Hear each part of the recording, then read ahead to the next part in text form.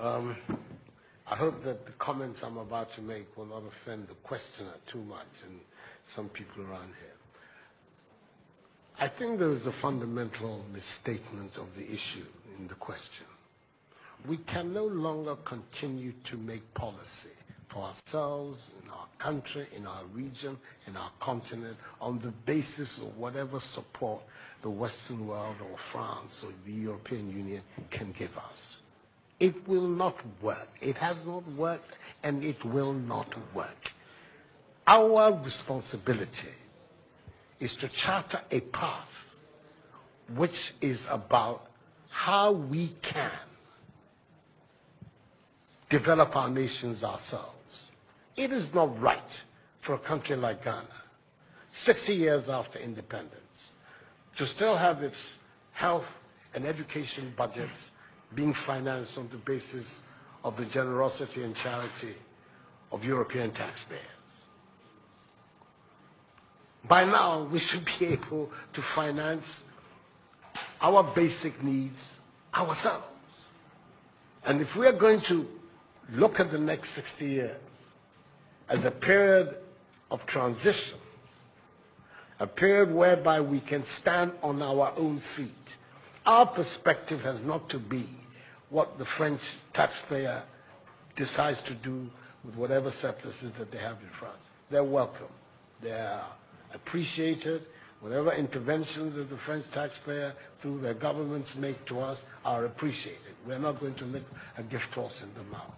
But this continent, with all that has happened, is still today the repository of at least 30% of the most important minerals of the world. It is a continent of vast, arable and fertile lands. It has the youngest population of any of the continents in the world. So it has the energy and the dynamism. We have seen it. These young men who are showing so much resilience and ingenuity in crossing the Sahara, finding ways to go across with rickety boats across the Mediterranean to really, those energies, we want to have those energies working inside our countries. And we're going to have those energies working in our countries if we begin to build systems that tell the young people of our country that their hopes, their opportunity are right here with us. Migration and the movement of people is being presented in a manner which suggests that somehow it's a new phenomenon. There's nothing new about it. It's as old as man, the movement of people. And it has always been linked to the same thing. The failure of where you are to provide you with an opportunity, so you move somewhere else. Those of you who are familiar with 19th century European history would know that the biggest wave of immigration in 19th century Europe, the latter part of it, came from Ireland and from Italy. Waves upon waves, generations of Italians and the Irish people left their countries to seek the American paradise, largely because Ireland was not working, Italy was not working. Today, you don't hear it. Italian young people are in Italy. Irish young people are in Ireland. We want young Africans to stay in Africa. And how are they? And it means that we have to get away from this mindset of dependence. This mindset about what can France do for us. France will do whatever it needs to do for its own sake. And when those coincide with ours, tant mieux, as the French people say. But our main responsibility as leaders, as citizens, is what we need to do to grow our own countries. What are the institutions that work, that will allow us to have good governance, to have accountable governance, to make sure that the monies that are placed at the disposal of leaders are used for the interests of the state and not for those of the leaders, to have systems that allow for accountability, that allow for diversity, that allow for people to be able to express themselves and contribute to fashioning the public will and the public interest. Our concern should be with what do we need to do in this 21st century, to move Africa away from being cap in hand and begging for aid, for charity, for handouts. The African continent, when you look at its resources, should be giving monies to other places. We have huge wealth on this continent, in our own country of Ghana.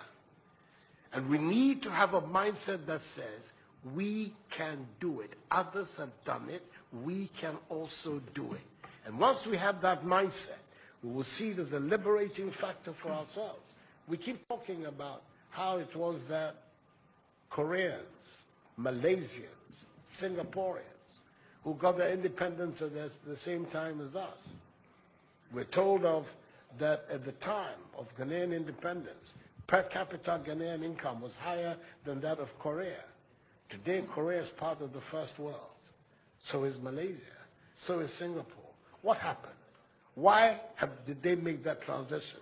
And 60 years after independence, we are where we are. Those are the matters that should concern all of us as Africans, as Ghanaians.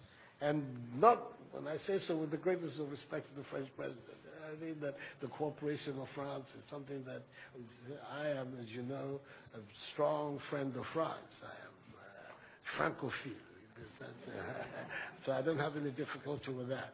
But I'm talking about our own propulsion, what we need to do to get our countries to work so that we can create the conditions that would allow our young people to forego this hazardous effort to get to Europe. They're not going there because they want to. They're going there because they don't believe they have any opportunities in our countries. So that should be our focus.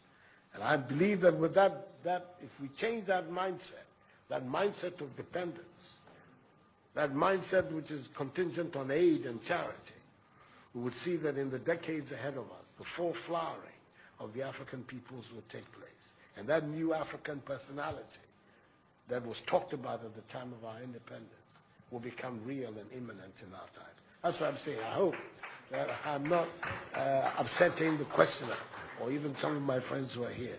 But these are my strongly held beliefs. And that is the reason why I've adopted as the slogan of my presidency, of my period in the Supreme Office of Ghana, that we want to build a Ghana beyond aid, a Ghana which is independent, which is self-sufficient, that is capable of standing on its own feet and building its own life. We can do it if we have the correct mindset to do so. Mr. President, those are my contributions.